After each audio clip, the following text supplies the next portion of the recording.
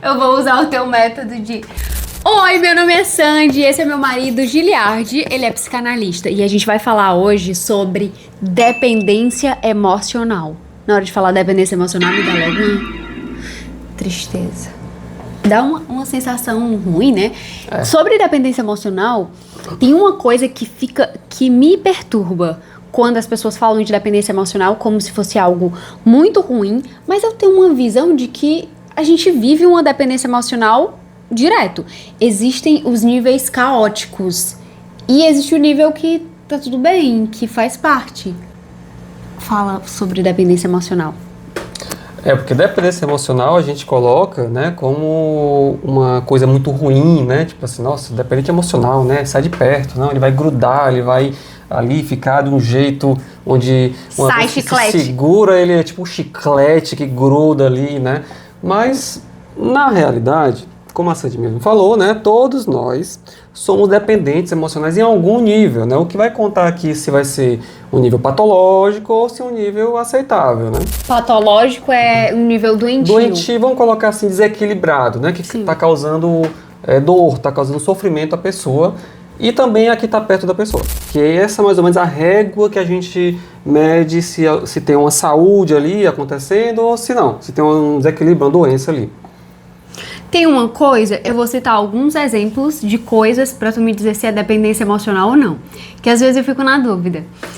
Eu sempre fiz tudo sozinha. Assim, nunca tive problema, ia ao centro, fazia o que tivesse que fazer sozinha.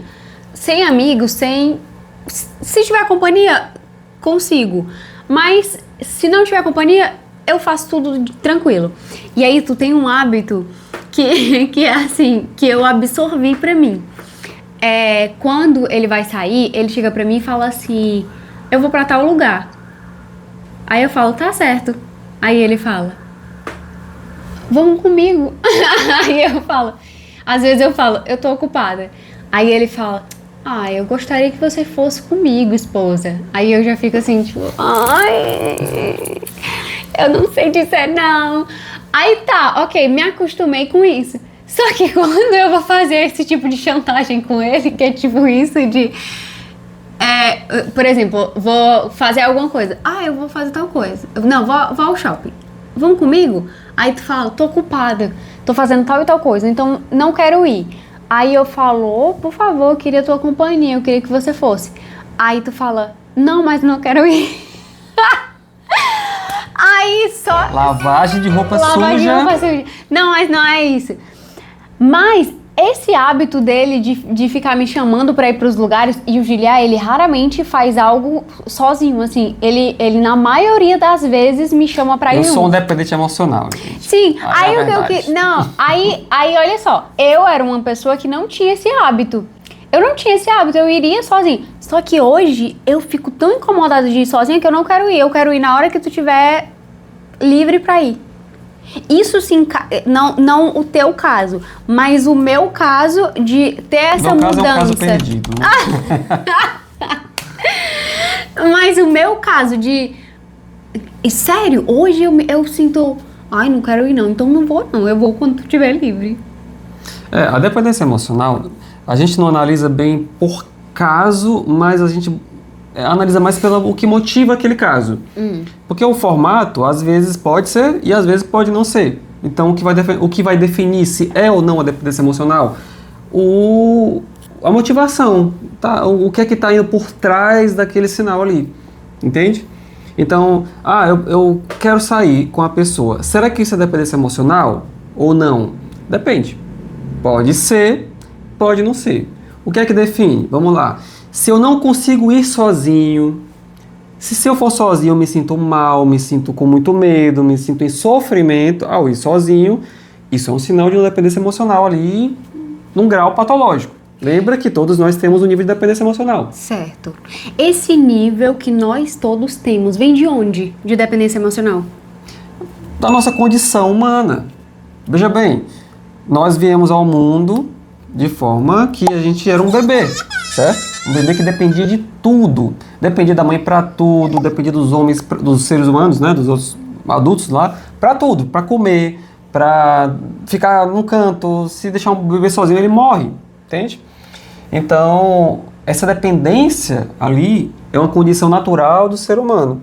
A dependência emocional só é um prolongamento dessa dependência da nossa condição humana, da nossa condição de falta. Nós somos seres faltantes e a dependência é tipo uma forma de não sentir essa falta, digamos assim, ou evitar, né?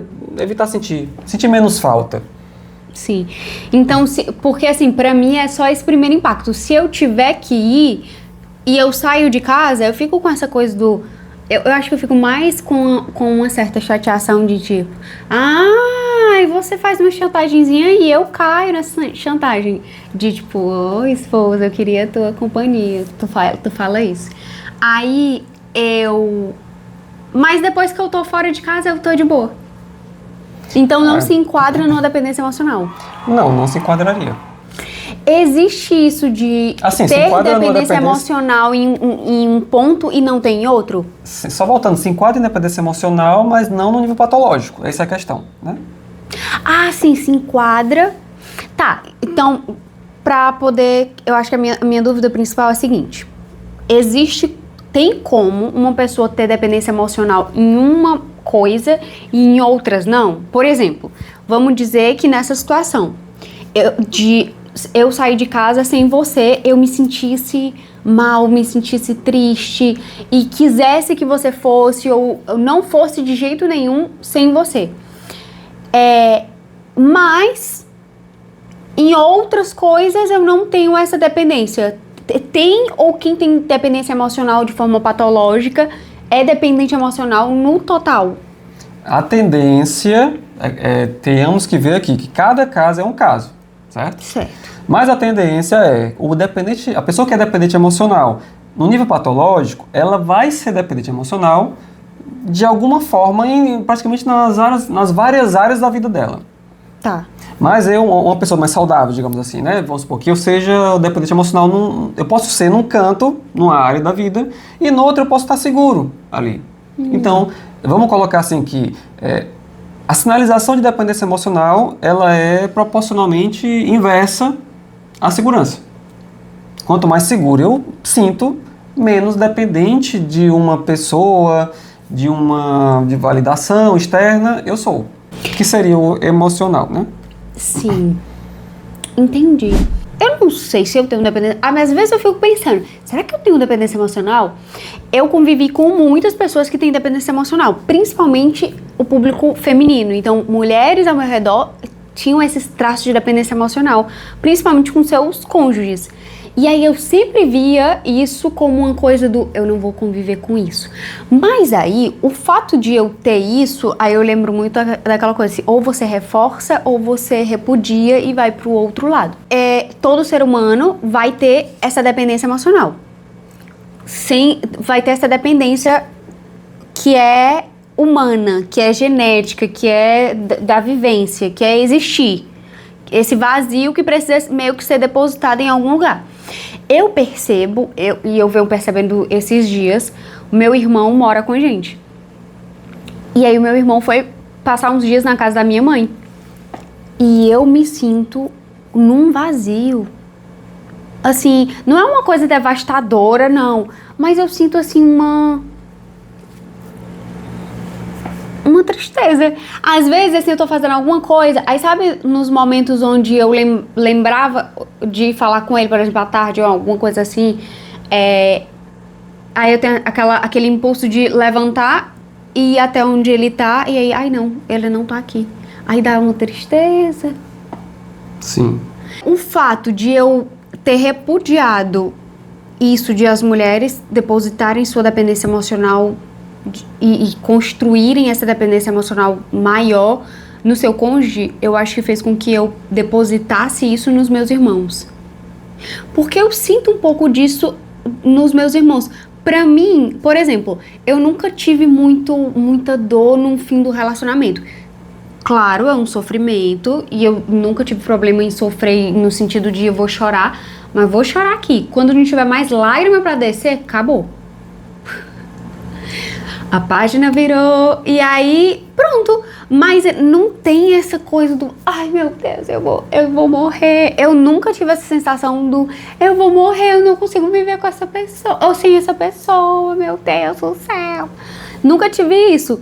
Mas com meus irmãos eu tenho uma sensação assim de um pouco disso. Eu acho que com o Louro, muito mais que os outros, porque ele acaba convivendo mais, né? Ele veio morar com a gente, então isso é saudável?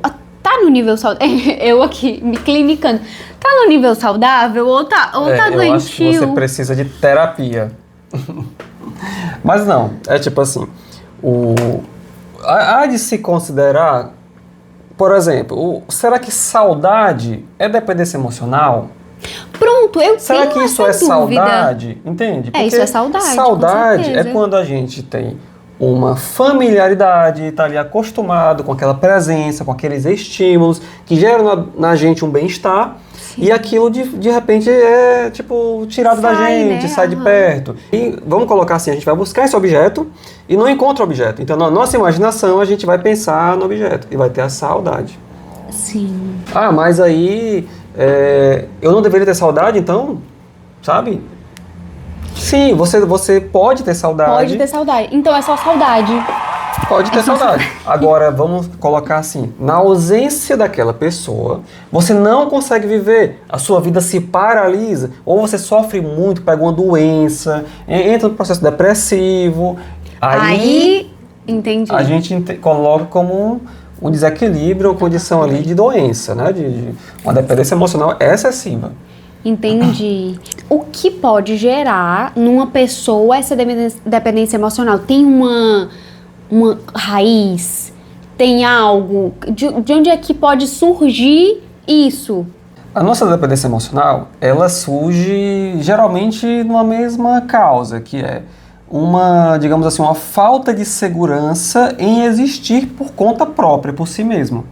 E essa falta de segurança em existir por conta própria está relacionado, geralmente, tá, à condição materna, à condição familiar da primeira infância, onde aquela criança, às vezes, se sentiu só por algum motivo, se sentiu insegura, se sentiu ameaçada e vai tentar compensar se agarrando nas coisas, se abraçando nas pessoas, se buscando ali um processo de tentar, digamos assim, usar a presença do outro como forma de preencher aquela necessidade de segurança que ela tem.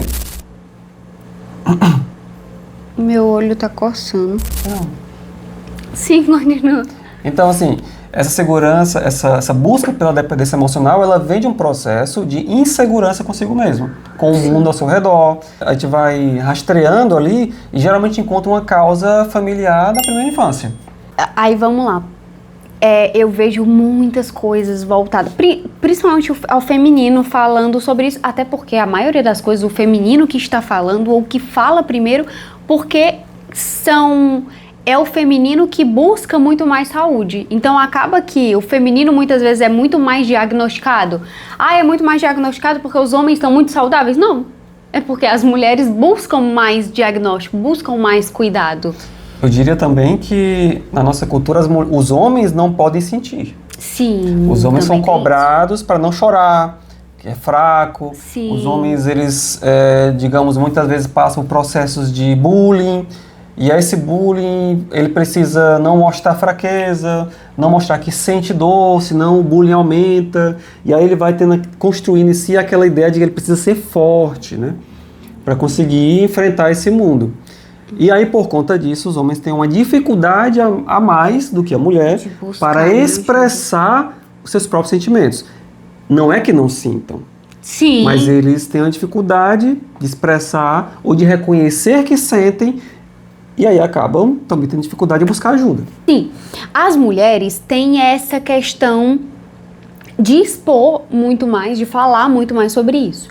E muitas das vezes, quando eu vejo algo sobre isso, dependência emocional, é sempre focado ao relacionamento, mas sempre como se fosse assim, minha dependência emocional veio de um relacionamento.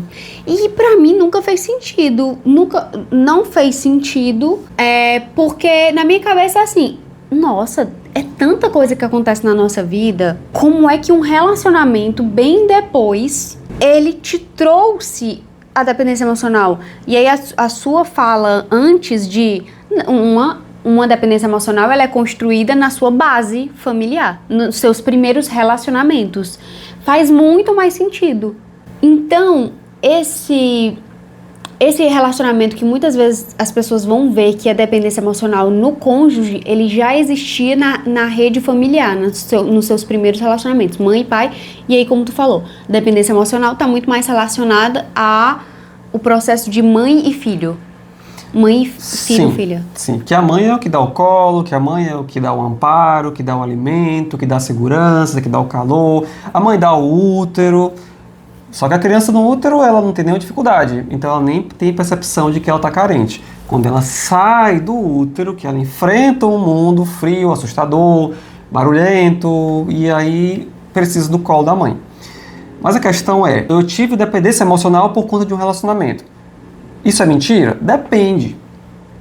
Depende, porque às vezes tem casos mais extremos onde um relacionamento ele consegue sim provocar na pessoa sinais de dependência emocional, sinais de uma fragilidade egóica tão intensa que a pessoa entra no processo de dependência emocional. Me explica como porque todos nós somos isso? dependentes. Todos nós somos dependentes emocionais, certo? Sim, temos fragilidade, aquela certo?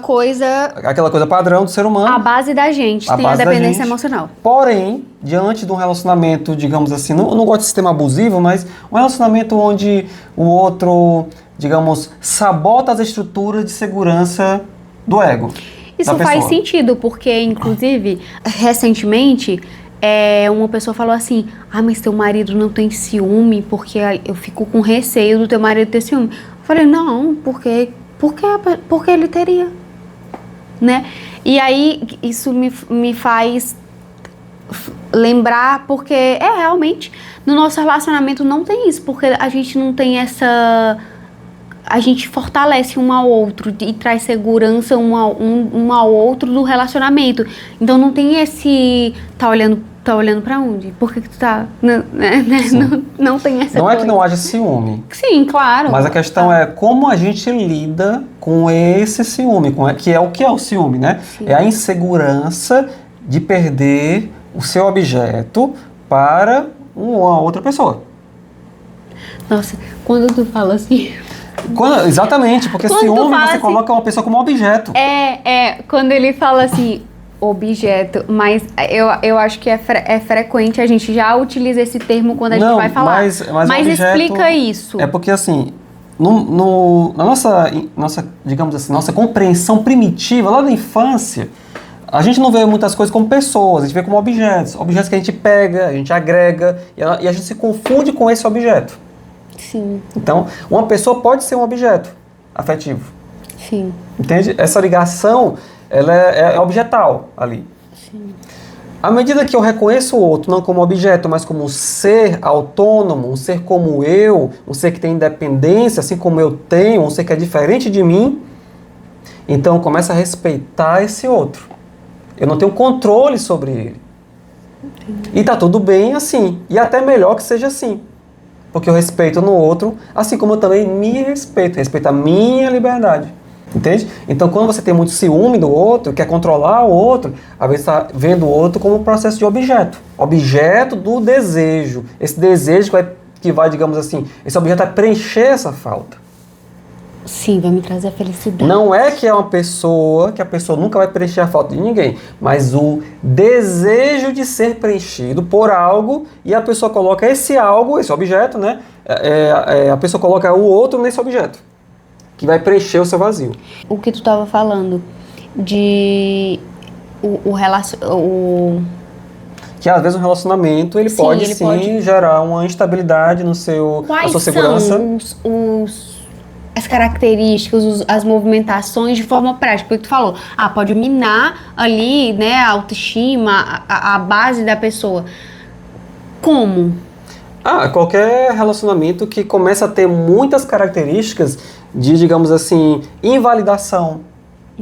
Algo que fragiliza a existência do outro.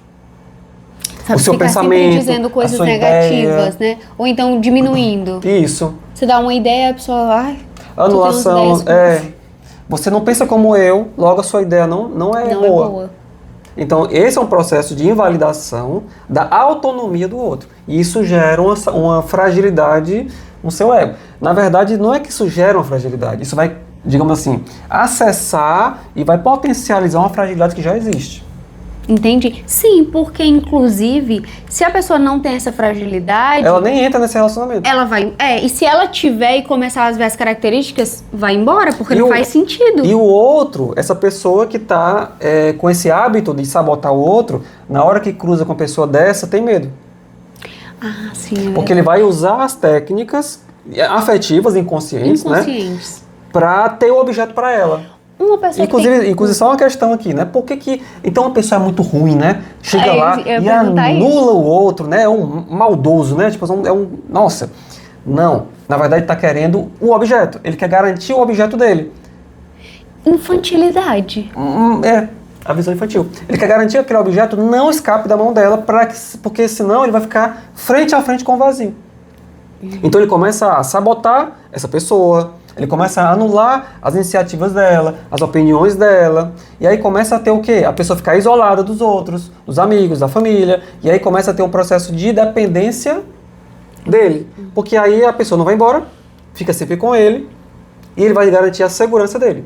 Sim. Mas como não está vendo o outro, está vendo o outro como um objeto, acaba sabotando também a saúde emocional da outra pessoa. Entendi. Aí, assim, geralmente a gente vê duas formas de trágicas, digamos assim, né, de finalização dessa relação. Que é, a primeira, o outro aceita essa anulação e se anula, e aí a pessoa que está dominante começa a ficar decepcionada com o outro, frustrado com o outro, porque o outro deixou de ser uma pessoa autônoma, segura e confiante, é o que ele buscava, e passou a ser um objeto vazio, que é o espelho do que ele odeia em si mesmo. Caramba, que doido. E aí ele vai acabar saindo da relação. Não mudem o seu jeito para agradar seu parceiro, exceto se você achar que isso é correto para você. Caramba, eu não sabia dessa outra parte. É só olhar as relações. Sim. Quantas não terminam dessa forma? Tu acha que vem de onde esse padrão de muito mais mulher ter dependência emocional, ou talvez seja a minha visão, do que homem? É tipo assim, a gente considera muito a questão social, onde as mulheres elas são criadas com símbolos de família, de casar, de ter filhos, então é uma relação muito mais voltada ali para o outro, né, de servir ao outro. Sim. Mas também a gente não deve levar, tipo assim, deixar de levar em consideração a parte animal, a parte genética do nosso corpo, da nossa constituição como seres que nós somos. Então, eu acredito também nessa parte mais da biologia comportamental, em que a gente tem, assim, algumas predisposições. E a cultura, ela, digamos assim, tende a reverberar com essas predisposições. Então, a mulher, o feminino, tem sim uma tendência a, digamos assim, estreitar laços e manter laços, digamos, afetivos, de um jeito diferente do que o homem tem. Se tu fosse dizer quais características as pessoas precisam observar para saber se tem dependência emocional nesse nível patológico? Eu diria que é basicamente como é que você se sente só? Você estando só, você se sente bem? Entende? Quando você termina um relacionamento, você consegue passar pelo luto, passar um mês sozinho, sozinha, refletindo, aprendendo, sentindo a dor, entrar em contato consigo mesma e daí, quando melhorar, buscar um outro relacionamento, caso queira. Quem engata num relacionamento um atrás do outro tá fugindo da dor, né? Do luto, do término. Isso. Na verdade, ela não quer enfrentar o vazio que fica ao perder aquele objeto que preencheu o vazio. Isso é algum tipo de... Isso é um sintoma de dependência emocional. É mesmo? Aquela pessoa que termina o relacionamento e já vai pra farra, também. Qual é o contato que ela tem consigo mesma? Verdade. No momento de tristeza, onde ela perde aquele objeto que E geralmente a pessoa ficava muito tempo, digamos assim, com aquele objeto na cabeça. Na hora que ela perde aquele objeto, por rejeição, por algum motivo, ela, ao invés de entrar em contato consigo mesma, ela vai buscar o quê? Novos objetos. E esse vazio interior, essa insegurança interior é o que gera a dependência emocional. Sobre essa questão do objeto, tem uma coisa que eu vejo muito nos homens, óbvio que não todos, mas eu vejo muito que os homens, eles têm, conversando com os meus amigos homens, eles têm uma perspectiva de ver a mulher muito mais como objeto, mas como se fosse assim. Uma vez eu tava conversando com um colega, não chega a ser um amigo muito íntimo, mas aí ele falou assim: tava ficando com fulano e eu gostei tanto de tal e tal característica dela, mas aí eu conheci fulana e eu gostei tanto, aí aí ele falou isso e eu ri tanto, eu queria pegar essas coisas e essas coisas dessas e ter uma só. E essas características eram, tipo, só físicas ou também tinham a mesma maturidade para considerar coisas psicológicas? Eram características físicas, mas também eram características de personalidade. Pronto. Vamos colocar assim. Eu vou pegar um pedaço daquele objeto, com aquele outro ali, e faço um outro objeto, né? Sim, fazer um Frankenstein. Eu ri muito disso. Porque eu não sei, mas eu nunca tive ou nunca vi amigas expressarem que gostaram de tantas características de um cara e o outro gostariam de... Eu já escutei isso de diversas formas de homens e eu sempre acho assim, vale, gente, que estranho. O homem, ele tem mais essa característica de ver como objeto. Mas faz sentido, porque a sociedade tem a mulher como a que vai fazer, a que vai suprir aquela necessidade familiar, aquela coisa da casa, e o homem, ele vai receber isso, né? Então é como se fosse... assim, a cultura influencia muito. A gente há de convir, né, que a gente também nós somos seres culturais e a gente recebe muitas coisas, muitos valores, né? Mas eu diria, voltando àquela história da biologia comportamental, né, antes da cultura, antes desses símbolos que chegam pra gente, eu diria que o próprio homem, a própria constituição masculina tem sim uma tendência a olhar a mulher como forma de objeto. Vamos colocar assim, qual é o sonho, digamos assim, das mulheres, digamos assim? É ter uma família. Sim. Não é toda mulher, tudo, tá? Mas vamos colocar o feminino. Porque se as mulheres não sonhassem ter filhos, nós não estaríamos aqui conversando, minha filha. A humanidade morreria há milhões de anos atrás, há milhares de anos atrás. Não estaríamos aqui, entende? Então, tem também um relógio biológico, né? A mulher, ela chega num momento onde existe um desejo latente. O desejo latente é feminino, o desejo de ter filho, de procriar. Sim. Concorda? Sim. Então a gente pode colocar o sonho feminino, não é que toda mulher tem esse sonho, mas vamos colocar o genérico, assim, o feminino, no geral, humano, tem a vontade de procriar. Sim. Ok? E a mulher carrega o bebê. Então ela quer o quê? Além desse sonho de procriar, ela quer o quê? Segurança. Então ela quer o quê? Um parceiro ou parceiros que tragam essa segurança. Não importa se é um ou dois ou três, enfim. Tragam essa segurança para ela. Porque é o que vai garantir que esse bebê extremamente vulnerável, que é o bebê da espécie humana, é o animal que tem um bebê mais, digamos, difícil de sobreviver ao ser humano, para que esse bebê consiga sobreviver, certo? Então, a mulher, ela tem uma visão o quê? De um afeto que é, digamos assim, voltado para a estabilidade. Um afeto que é para longo prazo. Um afeto que garante sobrevivência. Como é que o homem pensa? Agora, gente, preste atenção. Eu vou colocar aqui os segredos da mente do homem. É muita mulher que assiste vocês, chegou a olhar, é muita mulher... Os segredos da mente de um homem que ninguém te conta e os homens não falam.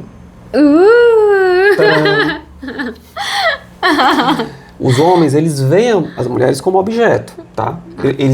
O primeiro impulso que eles têm é de ver a mulher como objeto. E aí tem algumas explicações para isso. Na natureza, vamos colocar na natureza, pela biologia lá, comportamental, o homem, ele quer sair com uma mulher, sair com outra. Ele quer semear. Ele quer semear para várias. Se ele tem essa visão... Quer deixar os genes Isso, espalhados. Se ele tem essa visão de que ele quer uma única parceira, ele perde oportunidades valiosas de reprodução, porque aquela única parceira pode ser infértil, Sim. pode morrer antes, pode pegar uma doença e morrer. Então o material genético não é passado adiante. Gente, eu sei que isso é meio doloroso, né? Tosco, né? Mas é assim que a biologia funciona, tá? A Essa teoria é só da a visão evolução da biologia. Lógico que não somos só não biologia. somos só isso, tá? A teoria da evolução trata a esse respeito. Mas Jesus, que teoria da evolução é essa? Que Jesus... Não, tô brincando, Não é. Aí é outro assunto, tá? Mas assim, pela parte eu quero dizer aqui que nós carregamos ali uma parte biológica atuante no nosso comportamento. Você vem do macaco? O macaco ele é tão evoluído quanto a gente, porque nós coexistimos no mesmo tempo. Só Mas você talvez, que vem do macaco, porque eu venho de Adão e Eva. Mas talvez o ser humano e os macacos viessem de um ancestral em comum. Ok? O macaco é tão evoluído quanto o ser humano, só pegou uma rota diferente, tá? Só tem E mais outra, pelos. vamos colocar assim, quando fala macaco, vamos colocar símios, tá? Nós todos somos símios. Sim, porque isso não é nada voltado a racismo, né? Todos somos símios, tá? Todos somos símios. Então o ser humano dele é macaco pela categorização, pela taxonomia, né? Mas assim, informal da biologia. Biologicamente nós somos da mesma família. Levando em consideração a evolução. Isso. Né, obviamente, somos da mesma família. Ele vem da geração dos macacos. Eu venho de Adão e Eva. Enfim, né? Aí assim, é uma discussão aí que... né? Não, essa discussão é para outro vídeo. Mas, enfim. Então, assim, existe uma carga ali biológica, uma carga genética, que condiciona cada gênero a atuar com a predisposição a um tipo de comportamento. Sim. Então, no caso do homem, ele quer copular com uma, com duas, com três, com quatro. O máximo possível. Então, é lógico que ele vai ter uma percepção da mulher como um objeto. Como é o nome daquele cara funkeiro que teve vários filhos? É o MC Catra. MC Catra. Um MC Catra da vida que saiu semeando várias mulheres. Existe esse condicionamento ali biológico no masculino. Tá? Sim. Mas todo homem é assim? Não. Nós vivemos em sociedade, absorvemos cultura e hoje nós, graças a Deus, né? Graças a Deus. Falando em Eva, né? Graças a Deus, né? Graças a Deus. Enfim, eu até diria assim, graças a Deus, então porque a biologia é assim, né? Você que fez, né? Mas enfim, a verdade é que nós hoje... Sou ateu, graças a Deus. Nós hoje, nós somos um pouco mais diferentes, né? Não precisamos mais agir como animais. Então, o ser humano... O homem, ele carrega essa visão ali do objeto, vê a mulher como objeto, mas aí tem outro fator. Sabe o que é? O quê? O sexo, a sexualidade, ela causa medo nos homens. Como assim? Causa medo nos homens. Como assim? É muito medo, causa muito medo. Não só nos homens, nas mulheres também, tá? Nas mulheres também. Mas nos homens é mais. As zonas, digamos assim, que são afetadas, são disparadas durante o acasalamento, ou a expectativa do acasalamento, são as zonas do medo, as amígdalas. Ah, sim! A mulher também tem isso, mas os homens têm mais isso. Isso também é uma forma de seleção, tá? Biologia também, tá? Seleção. Aqueles homens que têm coragem de chegar numa mulher, que ultrapassam esse medo, são homens que têm coragem também de ultrapassar seus medos. Caramba, que legal. Então, já é uma evolução, já é uma, digamos, uma seleção que está acontecendo ali. Por isso que as mulheres esperam que os homens venham. E preferem geralmente, também, tá? né? A maioria das mulheres preferem o homem que vai atrás, né? Por mais que se mude a cultura, porque a cultura vai mudando, né? Então hoje, graças a Deus, hoje nem tanto, ou não, né? As mulheres já não esperam tanto, já vão lá também. Não tem um problema em relação a isso. Mas existe sim uma predisposição do feminino. Eu que dei em cima de tu ou tu dei em cima de mim primeiro? Não. A gente se encontrou, né? No aplicativo de relacionamento. Tinder! Então, um deu em cima do outro, né? Permitiu. Demos match. Foi, digamos assim, uma convergência, né? Os dois tiveram que escolher. Verdade. Então, assim, também por essa via há essa objetificação. Ou seja, ele tem medo e aí, para enfrentar esse medo, é melhor que ele veja aquela ameaça como algo, digamos, diminuído.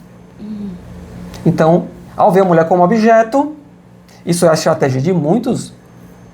Vou contar um segredo aqui, tá? De muitos red pills. Eles veem a mulher como uma ameaça. Eu já comprei briga com a comunidade Peraí. Agora lascou. Vamos lá do início para ficar desenhado. Existem as amígdalas, elas são ativadas e geram medo. As amígdalas... Tá. Medo, luta ou fuga, tá? Então, assim, digamos assim, no acasalamento humano, ele, digamos assim, está relacionado a disparar emoções de medo, de luta ou fuga, né? Geralmente, né? O que acontece? Para enfrentar esse medo, que é gerado na ida para esse outro, na busca por esse outro, o homem frequentemente usa a objetificação da mulher como uma forma de lidar com essa ameaça.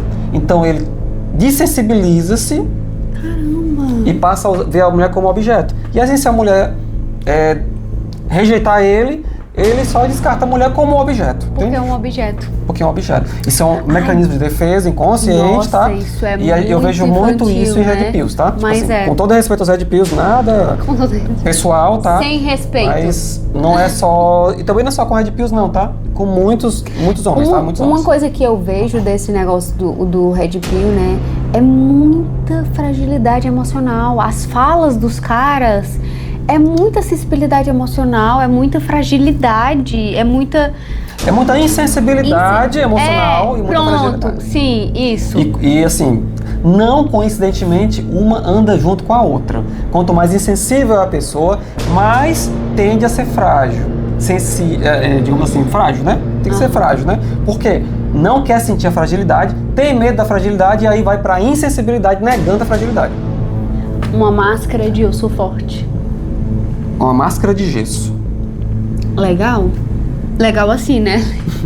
Legal de saber não que seja legal a pessoa seja Sinto assim. muito, gente, mas se você discorda disso, comenta aqui embaixo. Sobre... Se você concorda também, comenta aqui embaixo. Comenta. Vamos semear uma discussão saudável, uma treta saudável aqui entre as pessoas. Sobre essa parte do... Como sarar? Porque como sarar não, né? Como sair desse movimento de dependência emocional patológico?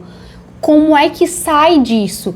Porque me preocupa, eu sempre vou levar qualquer assunto que eu aprenda pro lado maternal, e quando eu tiver filho? Como é que eu vou construir esse ser? Construir não, né? Ajudar esse ser a não ter essa dependência emocional patológica. Como seria isso? Porque já que vem de uma base da nossa primeira relação, que é a familiar, ou seja, vem ali dos nossos pais, da nossa mãe, principalmente da nossa mãe, que é, como você falou, como é que faz? Aí eu volto novamente com aquela ideia, né? Os pais, não é que eles precisem, digamos assim, atuar fortemente nos filhos para que eles tenham algo que eles são programados para ser. Basta que os pais não atrapalhem. Sim. Os filhos, eles naturalmente vão ser expostos a situações... Vão querer fazer coisas sozinhos. Eu tenho medo de ser uma mãe que estraga a criança. Pronto. Então, assim, se os pais atrapalham a iniciativa da criança, atrapalham as condições, vamos supor assim, as frustrações, não permite que a criança se frustre, não permite que a criança tome iniciativa, que vai dizendo não, sempre não, vários nãos ali com a criança, obviamente que os pais, eles precisam dizer não, eles precisam trabalhar a segurança da criança, mas também é preciso preservar a iniciativa da criança. Se os pais só permitirem que a criança seja criança, se der tudo certo, naturalmente ela vai chegar no processo de segurança. E é verdade isso, a criança, ela quer colaborar. Quando as meninas vêm pra cá, minhas irmãs menores, minha priminha, aí eu tô fazendo alguma coisa, elas falam... Ai, deixa eu cozinhar. E aí elas pedem, toda vez que elas vêm, eu me programo pra fazer alguma coisa, gelatina, bolo, uma coisa assim, sabe? Pra elas fazerem algum processo ali comigo, porque elas gostam. Elas tomam a iniciativa de perguntar se eu quero ajuda ou se... Elas gostam e precisam. Sim, então é só permitir. Agora sim, o permitir... Vamos colocar, então não preciso fazer nada. Não. Tá? Calma aí. Calma aí. Mães desnaturadas, calma aí. Mães desnaturadas. Gente... A criança não é um escravo pra você. É porque assim, a mãe precisa dar algumas condições. tá? Sim. O afeto, a presença, a constância, né? Que é a consistência, aquela presença todo santo dia, a rotina, todo dia, aquele mesmo horário, acontecendo aquelas mesmas coisas. Quem aí gosta de Chaves? Tu já assistiu Chaves? Chaves. Sim. Quando vem um Chaves na tua mente, tu lembra assim, que sentimento? Ah, gostosinho, né? Gostosinho. Legal. No sofá. No sofá, assistindo. afetivo, sabe assim, parece um abraço, sabe? Sim. Você vai saber tudo o que acontece em cada episódio do Chaves. É ou não é? Sim. É altamente previsível. É igual todo mundo odeia o Chris. Como a presença da mãe. Então essas séries aí que trabalham sempre as mesmas piadas, de um jeitinho diferente, mas a gente sabe exatamente como vai acontecer, evocam na gente uma familiaridade. É o mesmo roteiro pra tudo. Evoca na gente uma familiaridade que causa na gente um sentimento de conforto, como colo materno. Então a figura materna, ela, digamos assim, quando bem exercida, ela dá para essa criança essa frequência, essa consistência, para que a criança consiga ter a continuidade dos objetos, daquilo que está ao redor dela. Que ela sabe que todo dia, por mais que o objeto suma, ele vai vir. E isso traz segurança. Isso traz segurança de dentro para fora. No alicerce da pessoa. O afeto é fundamental, né? Mas, a assim, gente tem essa quando a percepção, gente- mas eu acho que as pessoas, elas passeiam nos excessos. Quando a gente fala de dar afeto pro seu filho, a pessoa logo assim, então eu tenho que ser permissiva. Mimar. Mimar. Não, mimar é uma coisa diferente. Inclusive, dar amor está em dizer não quando preciso for. E ensinar que a criança não vai ter. Mas aí, às vezes eu fico pensando, talvez eu vá ser uma mãe ruim. Não ruim, mas assim, uma mãe que estraga, que mima. Eu tenho esse receio. Mas, às vezes eu acho que não. Porque, por exemplo, as crianças, quando elas vão ao supermercado, elas ficam... eu quero isso, eu quero isso, eu quero isso. E aí, uma das coisas que eu faço com as meninas é cada uma pode escolher um item. Ou então, cada uma tem tantos reais. Aí elas pegam. E aí elas vêm sempre fazer aquela... mas Sandy, isso daqui tem... Não, é tantos reais. Mas é difícil, viu? Agora, assim, o que eu fico pensando é assim... É difícil por quê? Eu quero dar para aquelas coisinhas tudo que elas pedem. Você teve tudo que você pediu? Não. Então... Mas também eu acho que eu não tenho muito sofrimento quanto isso de tudo que eu pedi. Porque eu acho que também, por conta da situação da minha família, eu não pedi muita coisa. Eu me privei até de pedir, porque eu ficava assim, cara, eu não vou pedir isso pra minha mãe. Não quer dizer que você não quisesse. Sim, eu quis, só não pedi. Ou seja, não tive o não, mas eu Será quis, que né? não é uma Existiu o projeção? desejo. Será que não é uma Com projeção? certeza, com Entende? certeza. Então assim, eu tenho muita vontade. Pois essa vontade eu preciso olhar. Onde é que ela vem? Sim. Aí, às vezes, eu fico pensando nisso, as meninas não são minhas filhas, né? E se elas não são minhas filhas, eu já sinto isso mas existe o lado racional dentro de mim que fala, não, é preciso que elas tenham esse limite. Até porque eu comecei a me assustar porque a criança, ela constrói certas fantasias. E começou a me trazer um desconforto quando elas falavam assim, às vezes, Sandy, seria muito bom morar contigo, ou algo nesse sentido. Aí eu fiquei assim... Aí eu até converso com elas, porque elas... Dá pra conversar com elas. Eu fico assim porque assim... morar, porque assim, a gente quando passa nas férias, né? É ótimo, é perfeito. Porque tá nas férias. Porque tá nas férias. Mas quando vai morar, exatamente. Dia a dia, e aí eu sempre faço uma conversa com elas pra entender como é que tá a cabeça delas, né?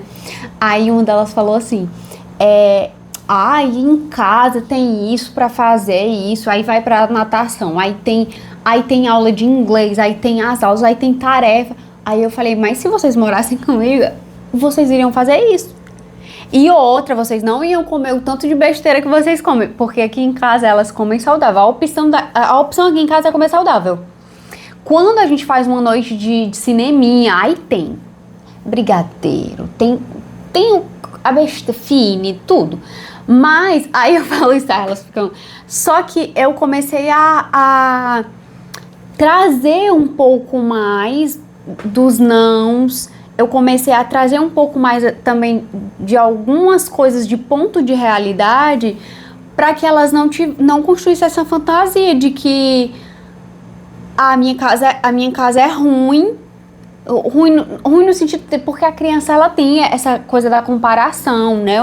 É uma coisa interna, íntima do ser humano. E eu não queria que elas ficassem construindo essa fantasia que na minha casa é tudo maravilhoso, porque a realidade elas passam vários dias em casa com uma rotina de estudo, de dedicação, e na minha casa é bagunça. É bagunça no sentido de férias, é dormir a hora que quiser, acordar a hora que quiser, Mas é brincadeira. Quando elas vêm, elas normalmente passam uma semana, 4 dias, 5 dias, e eu me programo todos esses dias para fazer coisas com elas. Então, assim, é só brincadeira.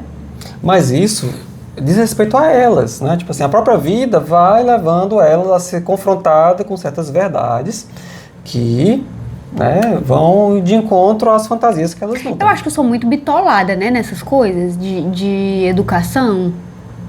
Não sei necessariamente, mas é uma preocupação genuína. Só que às vezes é uma projeção, uma preocupação excessiva, se for o caso, né? Que é bom dar uma olhada, né? Mas nada também é normal, né? Entendi. E essa parte dos pais é construir. Porque, assim, o que vem na minha mente? Só colocando que eu lembrei aqui, a questão do afeto, né? Tem que dar afeto. Tem que dar afeto, tá? Mas o que é o afeto? Não é só afeto. Se você der afeto positivo, um afeto positivo que eu falo é atenção, o toque, afirmações positivas, as linguagens do amor, presente. 5 linguagens do amor. Enumera aí. Toque físico. Tempo de qualidade. Isso daqui, pra mim, é um tempo de qualidade, porque a gente já faz isso, a gente só passou a gravar. Toque físico, tempo de qualidade, atos de serviço, fazer algo, um café da manhã, mas não é só fazendo, é aquele fazer trazendo aquela coisa positiva, gostosa. Presentear, o presente nem sempre precisa ser, na maioria das vezes não precisa ter valor financeiro. Tempo de qualidade, falei tempo de qualidade já, atos de serviço, toque físico. Tá faltando o quê? Tempo de qualidade, ato de serviço, toque físico, palavras de afirmação, que eu acho que palavra de afirmação para criança é muito melhor aquelas palavras de afirmação voltadas ao que ela fez. Nossa, ao que ela fez no sentido de parabenizar pela atitude dela. Não assim, parabéns por ter feito a tarefa. Nossa, filha, como você foi insistente, né? Como você foi esforçada. Como você foi dedicada a fazer essa tarefa. É muito mais nas atitudes da criança do que regra geral da palavra de afirmação, você vai falar aquilo que você quer que a criança se torne. Não adianta, os pais ficam, vocês vão virar traficante, vocês vão virar bandido, vocês vão virar folgado. Não adianta fazer. Se você faz isso, você ouviram, preste atenção, tá? Não é pra fazer isso não é pra fazer. Sabe uma coisa que eu tinha raiva? Você tá programando seu filho a fazer certas coisas. Sim. Que ele vai colocar na mente dele, no inconsciente, essa presença de traficante. Sim. Futuramente ele pode, dependendo de alguma situação ali, passar pela cabeça dele isso, tá? Porque é afetivo. Sim. Então você fala pro seu filho aquilo que você quer que o seu filho seja. E não aquilo que você quer que o seu filho não seja. Sim. E tem uma coisa também que às vezes a pessoa não vai pra esse caminho, mas fica com aquela chateação. Às vezes a minha mãe... a gente morava em um lugar e aí a gente tinha um vizinho que infelizmente ele era envolvido em coisas erradas. E sempre que a mãe dele falava com a minha mãe alguma coisa que ele fez, a minha mãe falava pra gente: ai de vocês se fizerem isso. E assim, a gente estudando. Aí eu passava o dia enfurnada dentro de uma escola profissionalizante, aí eu estudando e a pessoa vem me encher o saco, dizendo pra eu não fazer. Pelo amor de Deus, senhora, eu tinha raiva da minha mãe quando ela fazia isso. Eu sei que era preocupação, mas o tanto de gente que se revolta com os pais e faz exatamente aquilo que os pais falaram pra não fazer, tá? Então toma muito cuidado. A questão não é você dizer pro seu filho para ele não ser um traficante. A questão é diga pro seu filho, você é muito estudioso, meu filho, por que você tirou nota baixa? Dedicado. Você é muito dedicado, meu filho, por que Você que vai você conseguir na próxima tá vez, vamos desistindo ver. assim tão fácil? Sim. Percebe a questão? Sim. Você é dedicado, meu filho, por que que você está desistindo tão fácil? Por mais, parece loucura, né? Por mais seu filho não seja dedicado, isso vai entrar na mente dele, eu sou dedicado, eu sou dedicado, eu sou dedicado. E aí, ele vai começar a construir o hábito de ser dedicado. Percebe a questão? Agora, é difícil de fazer isso, gente. Por quê? Porque a gente não recebeu. Quem não recebeu isso dos pais, na hora de fazer, Difícil, vai doer verdade. muito. Ele vai dizer, eu não vou fazer isso aí com meu filho, vou nada. Isso aí é coisa que vai deixar meu filho estragado. Ai, é que aí, Não é. porque também tem assim, eu percebo que a maioria das pessoas autoritárias e agressivas demais, elas têm uma visão de que elas vão pro o 880, né? Ou eu sou assim, agressivo, autoritário, ou eu sou permissivo. Só Eu que tenho na verdade, medo de ser esse Sensível. bandido, esse criminoso, essa coisa, e logo eu tenho que ser muito autoritário. Só que não precisa. Não precisa.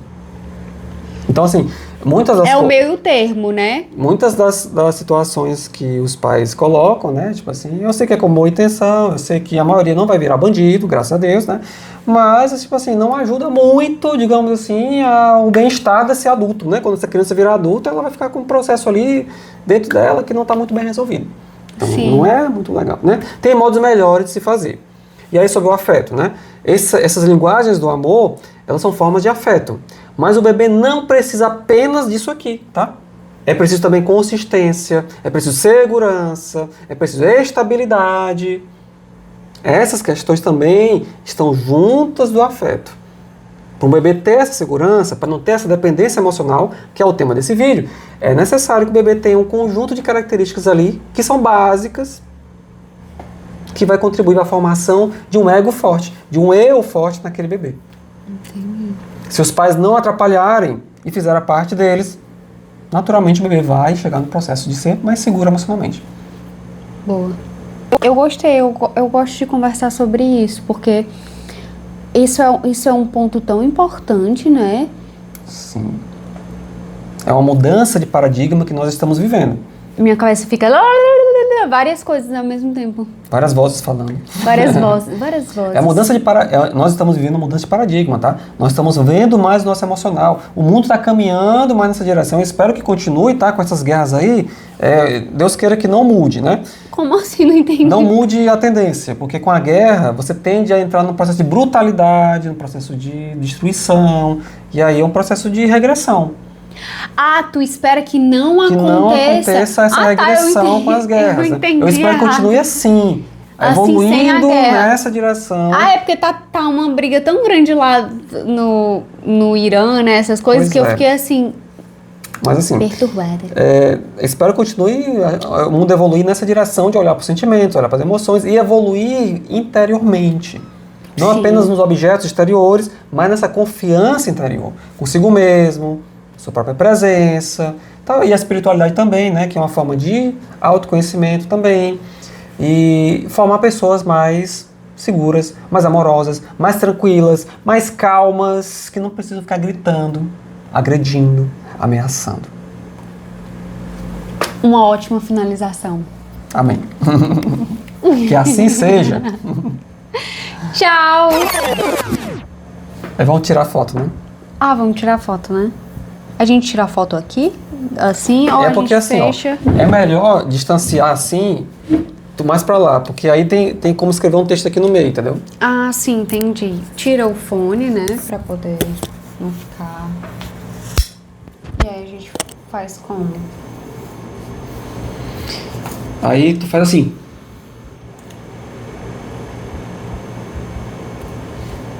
Aí como é que eu faço? Eu